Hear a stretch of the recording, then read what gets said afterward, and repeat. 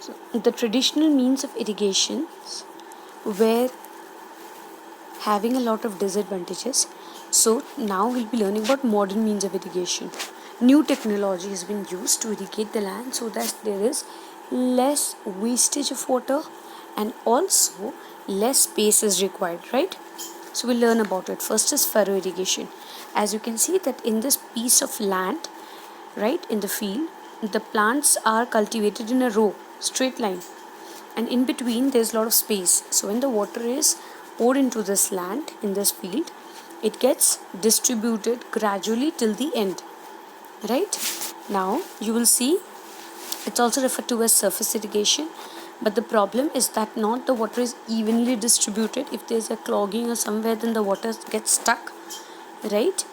And then there's a high level of the result of is not up to the mark. It's not to the high level, right? And if it is continuously made to run, then the soil erosion can also take place, right? So it cannot be allowed continuously, right? So the advantages is water is efficiently sent in a row.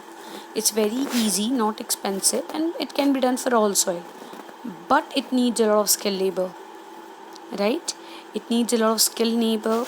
The drainage pattern must be provided, full water supply should be there proper, and operational machinery is required, which is not possible for every farmer, especially for small farmers. It's not possible. Now if you look at this is spray irrigation. Now what happens in the spray irrigation? The water is sprayed over the large field through spray guns. Now in this case, what happens? There are some problems. First of all, you need to install, it's expensive. Second, water can get evaporated easily. Yes, more water is utilized than needed. Understood now? Right? So these are the major problems with spray irrigation. We'll come to drip irrigation. Can you see the whole pipeline? Major pipeline.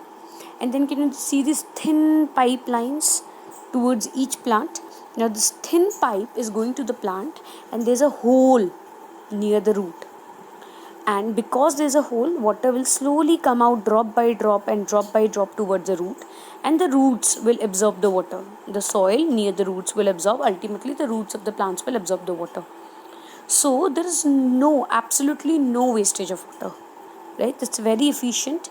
So as you can see that it has got a very good control over water. In less water also it can be done well, right? Irrigation is reduced, right? Great performance, especially in Rajasthan areas. No wastage of water at all, right? So it's very good, but there's a risk of clogging. Salt can get accumulated, right? Maybe root hairs get blocked. Repair has to be done from time to time, and heavy machines are needed, right? So it's very expensive. One-time investment is large. Now in a drip irrigation, if you can see the third line, it allows water to drip slowly to the roots. So ultimately there is no loss of water. Now this picture you can very well understand, it's a sprinkler irrigation. Now what happens in a sprinkler irrigation? The water is released from a pipe with a nozzle. So it will come to the top, it will spray water on everything. It's also known as overhead irrigation. Can you see? Right?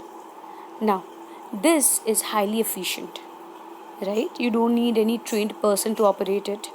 You can do it in the ripening time of the crop.